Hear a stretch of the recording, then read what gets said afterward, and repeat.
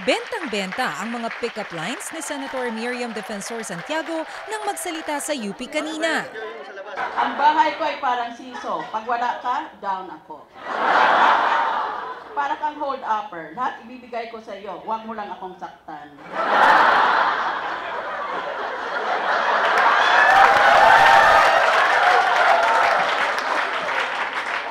At dahil nasa kondisyong magpakwela, sunod-sunod pang bumanat ang senadora.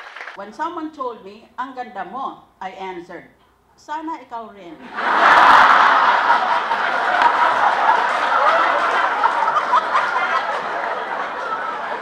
Nang makuha ng atensyon ng mga estudyante, tsaka na pinunteriya ni Miriam ang mga kritiko ng RH bill. Ni hindi man lang daw kasi inintindi ng mga ito na importante ang panukala, lalo't 11 babae ang namamatay kada araw dahil sa komplikasyon sa pagbubuntis. Hindi man nila ginagamit utak nila. Ewan kung anong ginagamit nila. Para kay Miriam, isa lang ang habol ng mga politikong kontra RH. Walang iba kundi ang suporta ng simbahan sa 2013 elections. Pati daw kasi presyo ng kondom, pinuntirya. Meron pa silang mga eroplano, meron silang mga barko. At hindi lang yan. Meron pa silang mga helicopter.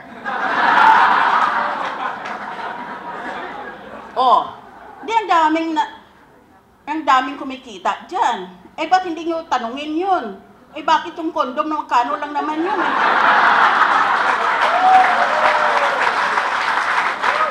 Kaya para magkaalaman na, handa raw makipag-public debate si Miriam. I believe I do not have a problem. They have a problem, particularly mental in nature. At kahit ang Catholic Bishops' Conference of the Philippines, hindi raw niya aatrasan. Maricel Halili, News 5. 2 or 2.5 hours of engagement.